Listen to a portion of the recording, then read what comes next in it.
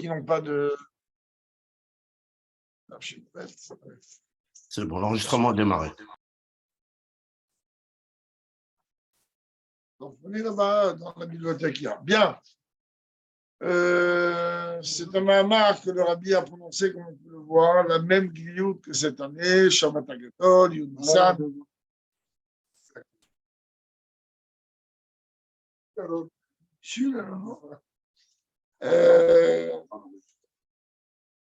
Tav Shimon, donc il y a 41 ans. C'était une année très particulière car c'était les 80 ans du rabbi. Et voilà, on va essayer avec l'aide de Dieu de... Mahamar paraît pas très long. En général, on sait ce que ça veut dire. Allez. C'est la baït.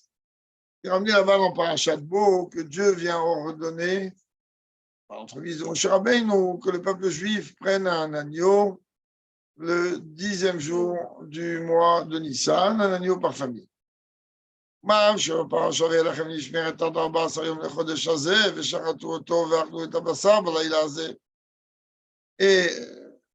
ce n'était pas seulement le fait de garder, comme chacun le sait, d'avoir l'agneau le 10 Nissan, mais il devait le garder 4 jours jusqu'au 14 et ensuite l'égorger et le consommer la nuit du 15, c'est-à-dire à l'issue du 14. Donc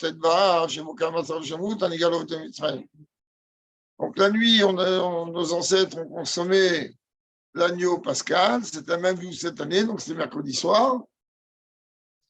Jeudi, on a été libéré. Alors le rabbi précise qu'on a été libéré le 15, date à laquelle, le 15, comme chacun le sait, que le 15 du mois, la lune trouve sa plénitude. On sait très très bien que le peuple juif est comparé à la lune et à un calendrier lunaire, etc. etc. Donc, le 15, nos ancêtres ont été libérés d'Égypte. Après ça, c'est marqué Bamirat Moshe d'Israël.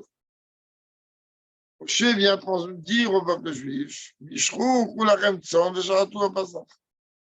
et vous allez maintenant attirer, prendre cet agneau et vous allez l'égorger, etc. La loi, de quelle manière Moshe a transmis cet ordre de Dieu? Ça, la vie de Morin de l'Ekirat Aïtabé sur la Chod, je regarde dans le Tiemé Bikou, Rakar et Ashvidat Beyudal et Varidato Vagula Biom Tedvav. Il dit, cet agneau, il a une relation particulière avec la Géoula d'Égypte. Mais à partir de là, on a un problème. L'agneau, là, il a une relation, puisque après qu'on l'ait consommé, le lendemain, on est sorti. Mais la manière avec laquelle on devait se comporter avec cet agneau, elle était progressive. On devait le prendre le 10, le garder jusqu'au 14, l'égorger le soir, et seulement après cela, ça a pu permettre que la Géoula, elle a eu lieu le 15 au matin, en journée.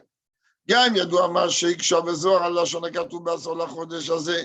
המאי בעשור בעשרה ימים האלה? מה זה marqué בעשור et pas בעשרה? בעשור, ça veut dire dans le 10e, mais pourquoi pas le 10? C'est le Zohar qui pose cette question. Donc, dans cette mitzvah-là de prendre l'agneau, il y a plusieurs étapes qu'on a besoin de détailler, de comprendre, et un langage. Tzemar Tzedek vient expliquer,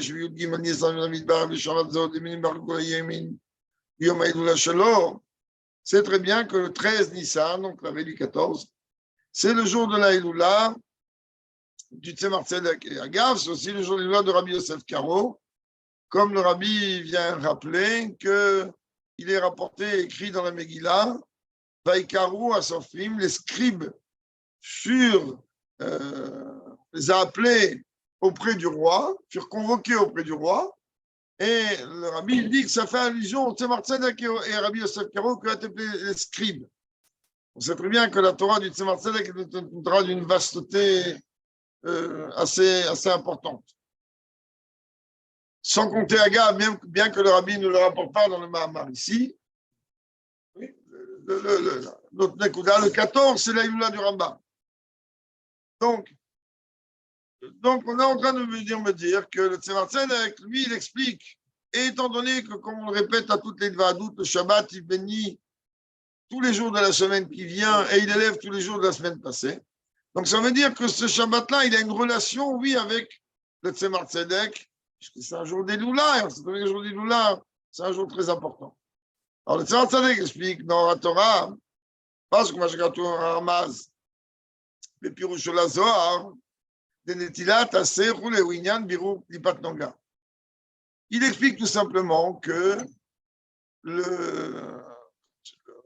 dans le Zohar, on nous dit que cet agneau, il devait être pris. L'allusion qui est faite par le fait que l'on prenne cet agneau, c'est qu'on devait faire un birou, donc un raffinement de Klipat Noga, c'est-à-dire de la Klipa qui contient en elle et du bien et du mal.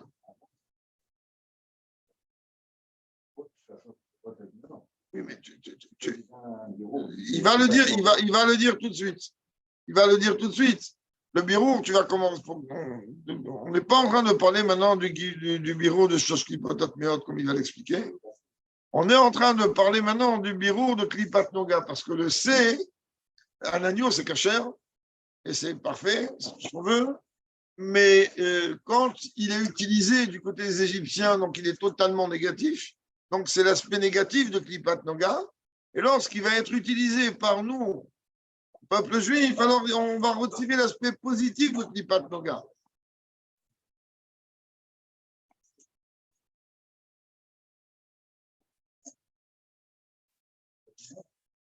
Alors Dieu il donne une achana.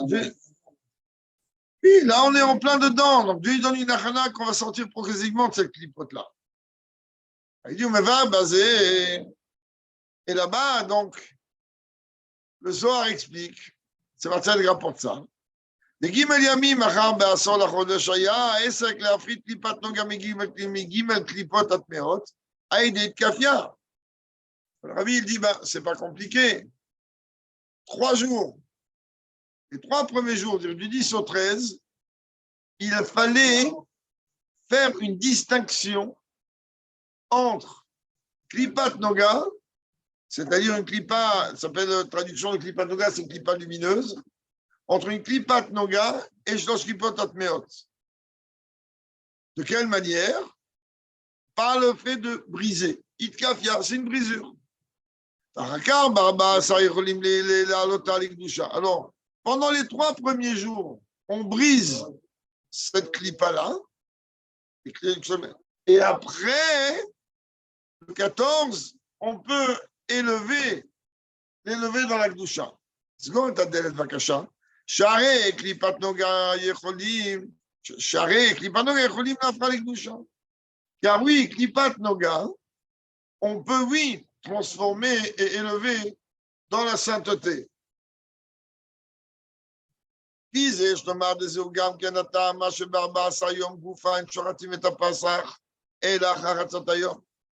d'ailleurs, tu comprends maintenant pourquoi. Hein, que après qu'on ait fait le birou, de retirer donc le bien des dimensions négatives, alors ce n'est seulement que le 14 que l'on peut, après Chatzatayom, après la mi-journée, chez eux, à Piouche, Ben Arbaim, que je traduis Gmara, Verama, Veshra Poskim.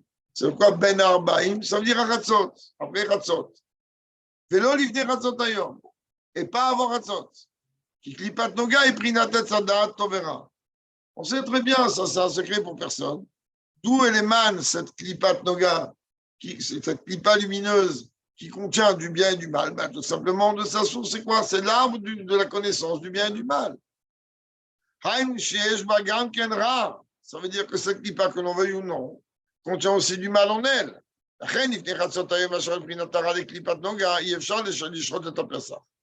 Et avant Chatzot, c'est déjà une partie de la journée, lorsqu'on est en train de parler des permutations des lettres du nom de Dieu, bien que le rabbi ne rentre pas ici d'une façon claire dans ce mama, vous savez très bien que la journée, les 12 heures de la journée, et les 12 heures, on va dire, depuis la tombée de la nuit, le crépuscule et la nuit elle-même, il y a une permutation des noms de Dieu soit tel qu'il est écrit, soit comme il est prononcé. C'est-à-dire qu'en journée, on a la dimension de Yud Kevavke qui est permutée, et à partir de la tombée de la nuit jusqu'au lendemain matin, c'est Aleph Dalet Nun Yud, que lui, il est permuté, donc comment on le prononce. Rabbi il explique ici que tant que c'est pas Hatzot, Ben Arbaim, ça veut dire que on est en train de quitter la dimension qui a une relation avec la journée, car on va vers la soirée. Et donc avant ça, on ne peut rien faire. La Klippa, elle a encore sa force. On peut rien faire. Il faut faire. Mais elle est encore dans la facette négative de Klippat Noga. Et donc on ne peut pas égorger le Pessah. Donc, alors qu'après Chatzot, là, cette seconde partie a une relation avec la dimension positive et lumineuse donc de cette Klippat Noga. Ah, c'est Sharatou. Là, alors on va sacrifier le Korban. Ça, c'est dans les lois de Shrita. Le premier dîme qu'on apprend, ceux qui veulent apprendre Shochet, on explique que Shachat, la Shrita, il doit avoir une Meshicha. Ça veut dire que le couteau, tu ne peux pas, tu pourrais égorger comme ça, oui. Mais en vérité, la Shrita, elle n'est que lorsque tu vas retirer ta main tout en gardant le couteau dans la gorge de l'animal. Bon, on va maintenant rentrer dans tout ça. Je suis obligé de tirer. C'est comme ça qu'on peut couper les simanim. En fait, en termes matériels ou en termes vétérinaires, si on peut dire, on est en train de couper complètement le système nerveux de manière à ce que la bête ne ressente aucune douleur au moment de la shrita. Contrairement à tous les gens qui s'imaginent que la shrita est... Ouais. Et donc, chez Marlin, autolik du chat. Alors, Machar, c'est quoi? D'un autre côté, une âme chakra, c'est une projection. D'un côté, c'est vrai que dans le technique, c'est le couteau qui est, à partir du moment où il est allé dans un sens, il faut le reprendre dans l'autre. D'un côté, cela s'exprime dans le Meshicha, c'est-à-dire le fait de le projeter dans la Gdusha.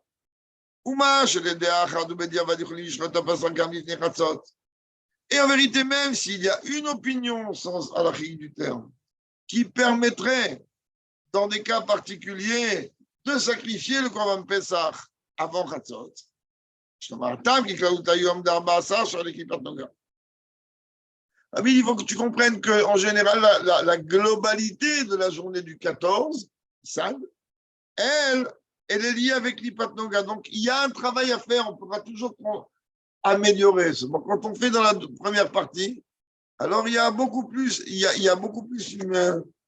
relation qui peut avoir une connexion avec la dimension négative de l'Ipat Noga. Ça qu'on ne veut pas égorger avant Chatzot. Alors, il va expliquer. Qu'est-ce que ça veut dire tout ce charabia avant Chatzot, après Chatzot, l'Ipat Noga, je ne sais pas. Puis, l'explication est comme ça. Il faut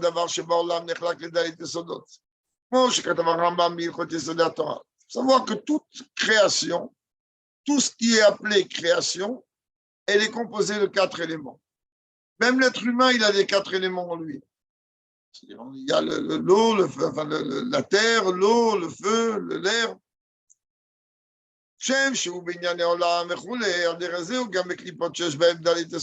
Alors, puisque tout a une relation avec les 4 éléments, il y a 4 lettres du nom de Dieu, il y a 4 mondes, il y a 4 éléments, il y a 4 niveaux, il y a 4 catégories. Et on peut parler comme ça pas mal, assez longuement. Il dit, de la même manière, dans les forces négatives, il y a aussi 4 éléments. Et là, chez les clipotes Eloatzmam, il y a dans ces clipotes-là, il y a effectivement 2 catégories. Asug, Arishon ou Gimel Klipotat Meot, chez Avodaïm et Mider Tchia les gamins. Première catégorie, ce sont les 3 clipotes qu'on appelle impurs. La manière exclusive de pouvoir, nous, avoir une relation avec eux, c'est en les éliminant totalement. Tant qu'il n'y a pas Mashiach dévoilé, on n'a aucune capacité, aucune possibilité, qui que l'on soit, de pouvoir faire la moindre transformation qu'elle soit dans ces choses qui peuvent être mieux. D'ailleurs, c'est exactement l'épreuve à laquelle Adam Arishon a été éprouvé. Puis on lui a dit, tu vas pouvoir en vérité élever le fruit de la Klipat Noga que pendant Shabbat où tu as une force supplémentaire, avec 3 heures à attendre. Avant ça, tu vas faire une catastrophe et c'est ce qu'il y a eu. C'est-à-dire faire descendre en vérité, au lieu d'élever la Klipa et de la transformer, donc elle est descendue dans Shosh Klipotat Miot. Tarlé jusqu'au dévoilement de Mashiach. Jusqu'au dévoilement de Mashiach. Nous, on n'a qu'une seule chose. Tout ce qui est Shosh Klipotat Miot, on repousse dès demain. On va Betania, comme le Tania dit clairement, des étrogues selon la dernière. Prends par exemple un étrogue qui, lui, provient de la 3e année de plantation. C'est un étrogue d'Orla. Et ça, rappelez-vous, on a parlé maintes et maintes fois qu'un étrogue d'Orla, c'est encore pire. C'est un fruit d'Orla. C'est encore pire qu'une tranche de porc. Et donc, à partir de là, d'ailleurs, le Tzemach Tzedek lui-même, dans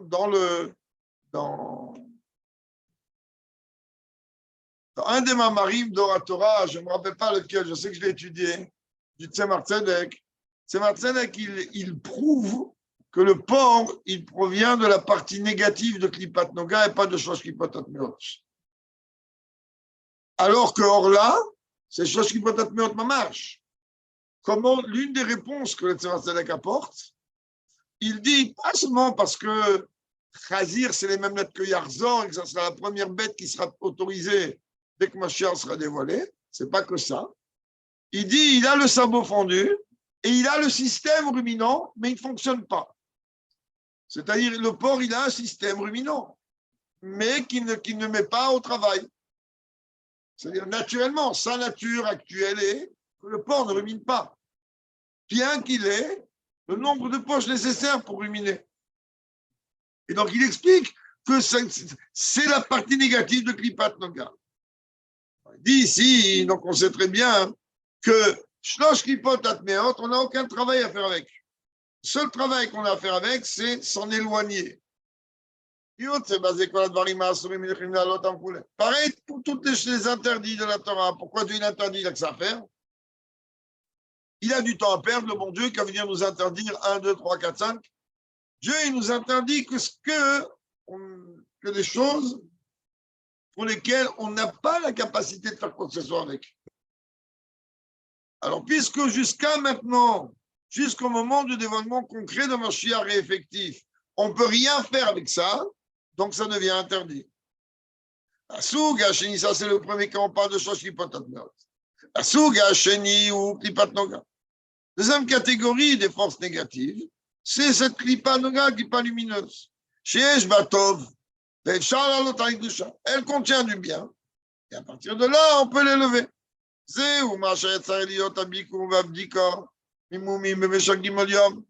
Et c'est ça en vérité que Dieu demande quoi? Tu prends un agneau, tu vas en vérité le vérifier pendant 3 jours et regarder là-bas s'il n'y a pas de défauts. Bien qu'à la base, dans une shrita, il y a besoin de vérifier, c'est un korbanot, je parle, il y a besoin de vérifier la bête pendant 4 jours.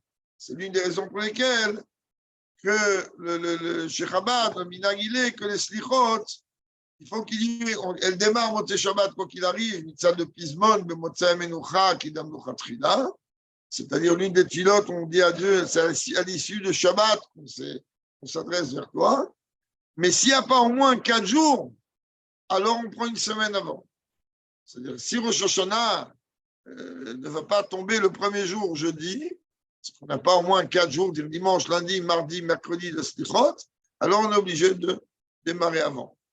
Et malgré tout, le Ika, il est les 3 premiers. C'est ça en vérité, pourquoi on aurait de dire que les 3 premiers jours, ils ont une relation avec les Shosh Klipot Atmeot. C'est-à-dire, c'est le Bikour et l'Abdika, on fait attention à chaque chose. C'est où il y a un tria des Klipot Atmeot. Le Bdika, mais oui, mais il y a un tria. Ça veut dire quoi? Vérifier les défauts, analyser les défauts, c'est simplement éliminer les choses.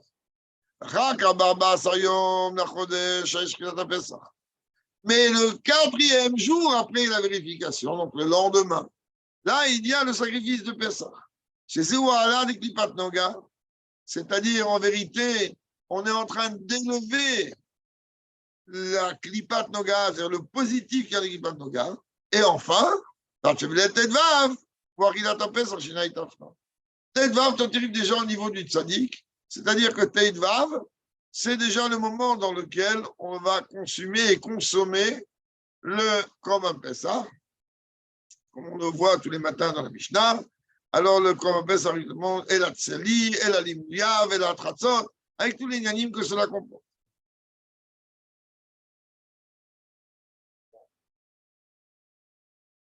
Oui,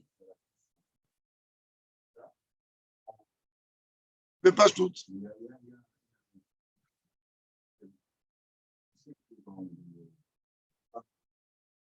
Une substance a été utilisée par un goy en avodazara, et je te coule. Un juif, c'est un petit peu.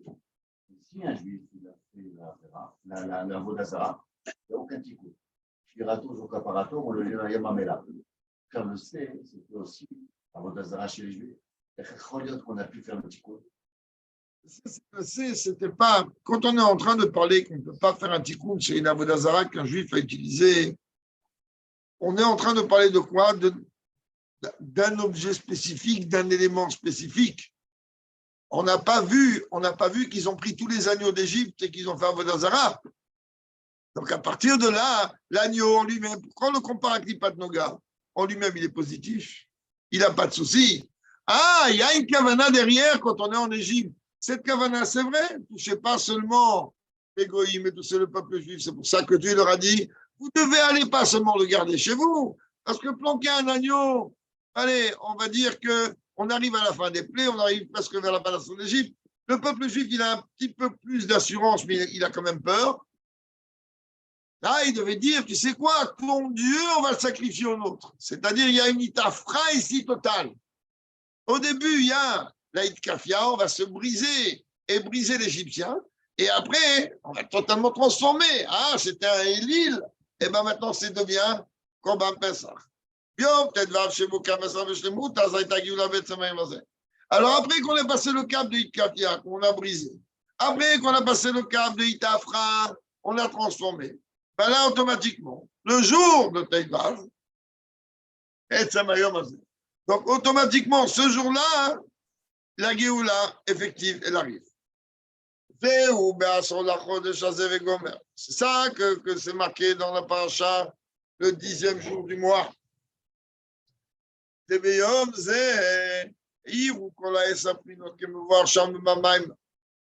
ce jour-là, il y ait les 10 niveaux, c'est-à-dire les 10 forces. Et dans le service de Dieu, cela encore représente de quoi? D'avodat, d'amou. Je connais 59 chomirim, qu'en vérité, ce Shabbat, on a la capacité, d'utiliser les 10 forces de l'âme qui brillent chez nous, qui vont briller avec l'aide de Dieu, pêche les moutes, et automatiquement, on va être prêt à servir Dieu comme il faut. Comme c'est marqué, tu aimeras Dieu de tous tes moyens, etc., toute ton âme. Ça veut dire de toutes les forces, des 10 forces de ton âme. Mais comment on avance dans le service de Dieu? D'abord, on commence d'abord par briser, c'est-à-dire déjà de donner une shvira. Comme c'est marqué dans l'écoute Torah, dans le Mamar qui démarre le 2e mois, de la 2e année, c'est très bien que Chodesh Harishon, Avoda, elle est liée avec Kafia, avec une brisure. Chodesh Hasheni, c'est déjà un 2e palier du service de Dieu. Oui. Lui, il est Itafra. Je disais, ça veut dire que la Avoda qui est liée avec le premier mois, donc Nissan, c'est Itkafia. Parce que quand un juif il démarre ses premiers pas dans le judaïsme, comment il va préparer ses premiers pas? Il va briser. après qu'il aura brisé les forces négatives, alors automatiquement après, il pourra les transformer. C'est connu l'enseignement du Baal Shem Tov sur le verset lointain du mal et fait le bien. Que d'abord, il y a besoin d'abord s'éloigner du mal et briser. Et après, prendre le mal et le transformer en bien. Et là, en vérité, le rabbi dit, maintenant tu comprends.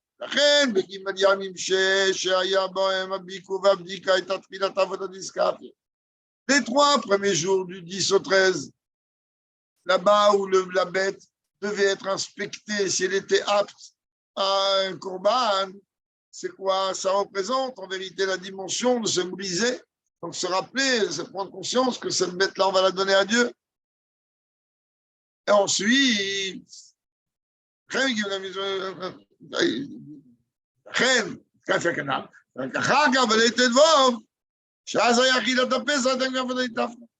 ce n'est qu'après la nuit du 15, donc à l'issue du 14, que là on consomme le Korban Pessah, ce qui représente en vérité, à la base, il est inconsommable.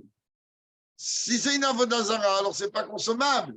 Donc on a passé les 3 jours de Bdika, on l'a sacrifié le 14 après midi, et après le soir seulement, on peut le griller et le consommer. C'est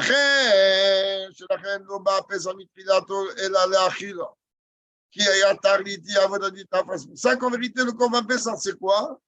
C'est essentiellement le moment où on va consommer cet agneau. Et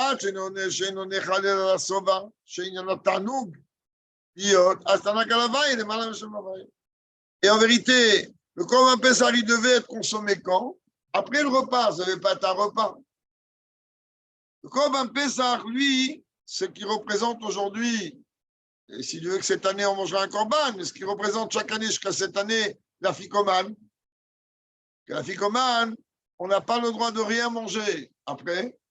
Et chez Chabad, on fait attention de même pas boire de l'eau. D'accord, à part les coupes qui restent, les 2 coupes qui restent à la fin. Mais d'après la fin, on peut boire de l'eau si on a besoin de boire de l'eau. Je répète, chez Chabad, on est mahmir que non. Cette afficomane, elle se consomme après le repas. Donc, tu n'as plus faim. Tu as déjà pris les kazetim avant et tu as mangé déjà le repas. Qu'est-ce qui reste? On va manger encore 2 kazetim. C'est lourd. Ouais. Et donc, alors, qu'est-ce qu'on nous dit ici? Le fait, qu'est-ce que tu prends une fois que tu es rassasié? Tu prends une douceur, un dessert, un café, tu prends ce que tu veux. Donc, en vérité, le Korban Pessah, il rappelle la douceur, le tanoug. C'est pour ça que c'est marqué. Quand on parle de tanoug, c'est tanag, la chef, ça veut dire quoi, la vaillée? Ça veut dire que ce tanoug qui est provoqué par la consommation du Korban Pessah, par la consommation de la ficomane, alors automatiquement, il amène un niveau de tanoug qui est au-delà du nom de Dieu de Yudke Vavke. En vérité, comme on l'a vu, oui, c'est fini, parce que là, tu peux consommer. Avant, tout ce qu'il y a, le bikour et la bdika et la shrita, ça c'est tria. Maintenant que tu en as fait passer ce cap de tria, alors maintenant, ça devient la achila, devient itafra. Tu as transformé, donc tu peux manger.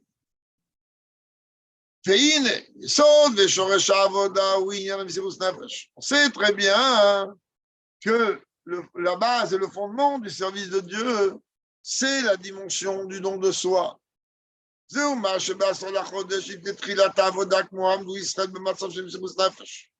Il faut comprendre que le 10 du mois de Nissan, qui était Shabbat, donc la même Gviout que cette année, le peuple juif, il s'est tenu dans une situation de don de même.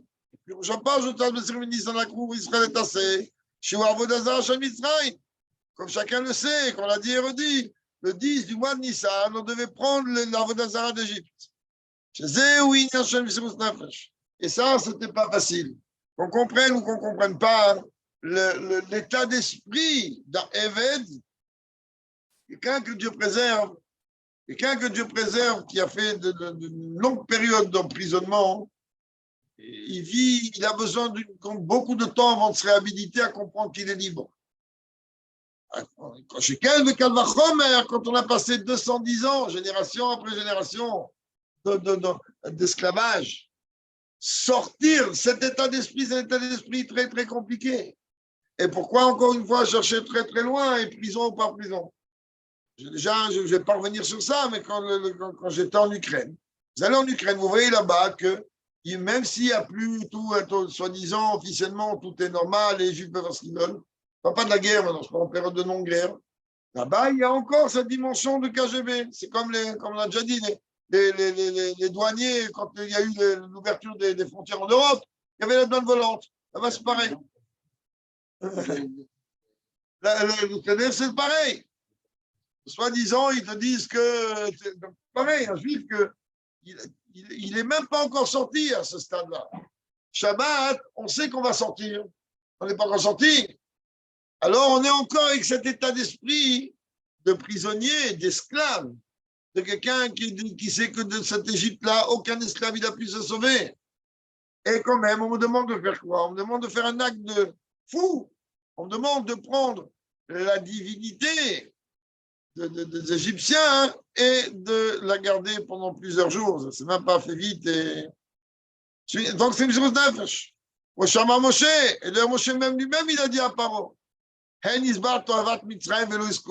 crois quoi que nous, tu me demandes de faire ce service en Égypte? Il dit, le service de Dieu, c'est d'égorger du bétail. Mais ils vont nous lapider, ils vont nous massacrer. Hein?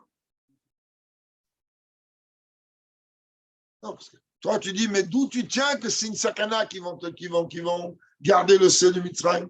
L'Égypte, ça fait 6 mois qu'ils prennent une tannée. Les Égyptiens, ça fait 6 mois qu'ils prennent une raclée. Eux-mêmes, ils ont été voir Paro, ça suffit, il y en a marre, vas-y, fais-les sortir, on en a marre de ce peuple. Alors toi, tu crois que quoi? Alors tu vas dire, avec quel Messirut Nefesh de prendre du bétail et de le garder et de l'égorger. Il dit, mais comprends bien, Moshe lui-même, il a dit, mais je ne peux pas, parce que si les Égyptiens vont voir que nous, on sacrifie leur divinité, toi, Paro, ok, t'as compris, t'as dit, vous voulez sacrifier. C'est comme aujourd'hui, la quasi-totalité des religions goy. Les goïms, ils savent très bien que c'est du baratin. Donc, ils s'en fichent complètement. Ils savent que c'est du baratin, mais ils sont obligés maintenant de faire comme s'ils y croient. Sinon, comment ils ont une part dans ça? Hein? Parole, hein? D'abord, Parole, lui, il se prenait pour Dieu, donc l'histoire était facile. Donc, mais pour lui, il est obligé de dire que oui, l'agneau, c'est une divinité. Mais moi, je vous autorise à égorger du mien. Faites ce que vous voulez. Il a dit oui, mais comprends bien, les mots de Moshe, c'est pas tu vas nous tuer. Comment? Si toi, tu es vraiment Kaviachol, comme tu dis, Dieu, et que pour toi, ton représentant, l'un de tes représentants, c'est l'agneau, tu viens, tu me dis, qu'est-ce que tu veux? Tu veux servir ton Dieu à toi que je ne connais pas en égorgeant un de mes représentants, mais moi, je te tue. Parole dit, mais fais ce que tu veux. Reste ici, égorge l'agneau ici. Moshe, il a dit, attends, toi, tu n'as rien à dire parce que tu n'as rien à dire, mais eux, ton peuple, ils sont capables de nous lapider.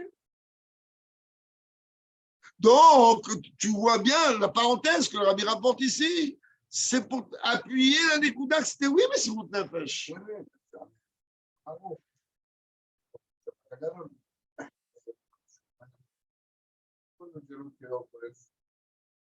Ça, c'était au début, quand Paro.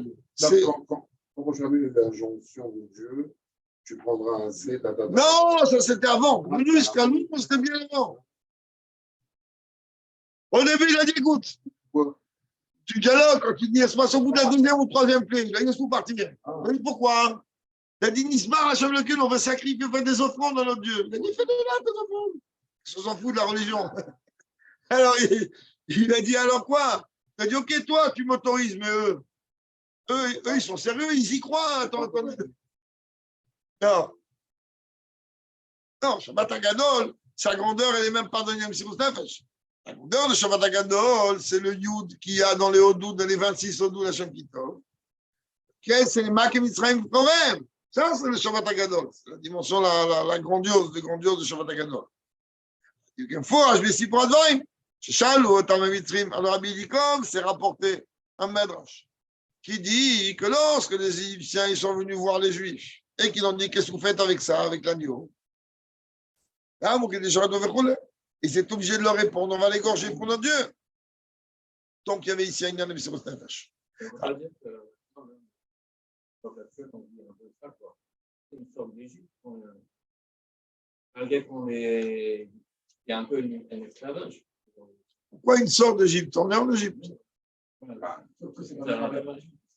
À Paris, oui. Il a vu d'Abouki. Adam Achashverosh. De toute façon, tous les exils ressemblent à l'exil d'Égypte. L'exil est une maquette de tous les exils. Donc, ça prend des vêtements différents, mais tant qu'on n'est pas sorti, on est encore là-bas. De la même manière, quand on veut regarder l'analyse des injonctions que Dieu a données concernant cet agneau pascal qu'on devait donc de prendre depuis le 10. C'est pas seulement le prendre, il y avait tout un processus, une cérémonie. Des cacherous, des créamit. On devait les attacher au pied du lit. Des pirouchons vabor Torah, Shemita, Sirat Malchus. Et on devait attacher au pied du lit. Pourquoi au pied du lit? Déjà, tu prends un agneau, vas-y, laisse-le chez toi, et c'est tout. Attaché au pied du lit. Il dit que le lit, il représente une dimension de Malchut. Pourquoi la dimension de Malchut? C'est très bien qu'un lit, c'est un endroit à la base où on dort. Et dormir, c'est se mettre en position allongée, et en règle générale, dans les niveaux les plus bas. Bon, aujourd'hui, on a l'habitude de les superposer, tout ce qu'on veut. Oui, à la base, un lit, il est bas. Sans compter que, un lit il permet aussi l'union entre le masculin et le féminin. Et le fait que donc, le lion lui-même, il représente Malchut. Donc, cette fusion entre le masculin et le féminin, puisqu'on sait très bien que Malchut, elle appelle Yesod, mais maintenant, comme ça en zoom, je ne vais pas développer. Dans ce cas-là, et Kriyamita, ça veut dire quoi? Les pieds du lit, ben, tout simplement, Malchut, elle, qu'est-ce qu'elle fait? Malchut Ra, Malchut Kololamim, elle se projette vers le bas et elle permet donc la création des autres mondes. Donc, automatiquement, ce qu'on appelle Ragler. Qu'est-ce qu'ils ont fait, le peuple juif? Ils ont pris donc l'agneau et ils l'ont attaché donc cet agneau-là qui représente la Vodazara d'Égypte. Alors ils l'ont mis au pied de celui. Et ils l'ont laissé là-bas attaché plusieurs jours. Jusqu'au moment où on l'a sacrifié, donc on l'a égorgé. Alors automatiquement, il est resté attaché au pied du lit. Mais ça veut dire que c'était pas encore une escapade. C'était pas encore une escapade que genre tu vas vivre, faire quelque chose vite fait, bien fait, personne ne va rien voir et l'histoire va être réglée. Il fallait pendant 4 jours subir les différents interrogatoires de tous les Égyptiens et ça pouvait mal tourner.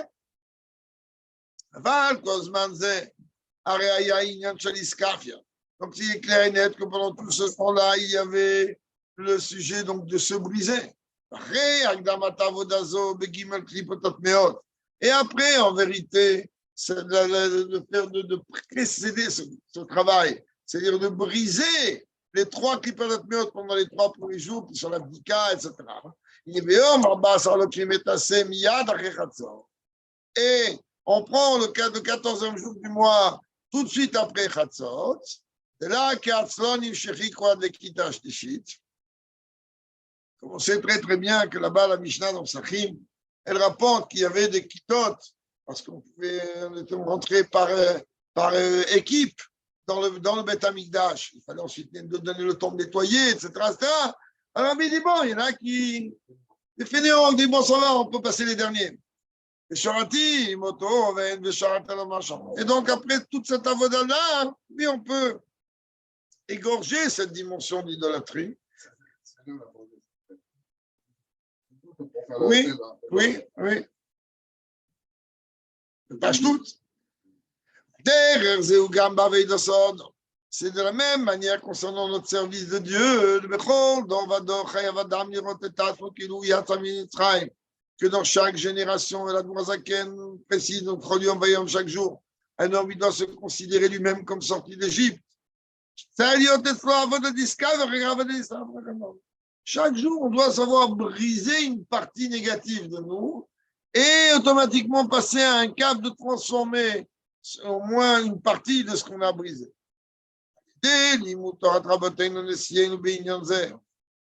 Non, le pire, c'est que j'étais présent, moi, quand Rabbi Ismaël, j'étais là-bas chez le Rebbe. Par le fait qu'on va étudier donc la Torah de maître concernant ce sujet-là. Non, je n'avais même rien compris, je suis à l'aise. On arrivera rapidement de nos jours dans la Géoula véritable et complète, que tout le peuple juif sortira à la tête haute. La main levée, traduction tête haute. Ah, puis Targum basé sur la Beresh Gelet, sur le fait de terre, comme le Targum il dit la tête haute, im rachetevot shevazeke yadoua, avec les rachetevot de Beresh Gelet. Rappelez-vous qu'il y a toute une sikha. Le Rebbe dit que c'est le Harizal, le Rabbi Shimon, le Vashem Tov, il y a tout ce que ça représente. Chez Niske, oui. Rabbi rapporte là-bas plusieurs. Et donc, il dit que l'on puisse mériter d'être avec l'aide de Dieu à Yerushalayim, Mirakodesh, dans le troisième Betamikdash. Et non, là-bas, on consommera des sacrifices de Pessah. Et si et on sera couronné de joie. Et le Ikar, il est que cette année même, on soit déjà, donc dès maintenant, et donc automatiquement, avec le Rebbe à son anniversaire, physiquement présent, Begash Miyut, dans le troisième Betamikdash, qui est une Beroshet.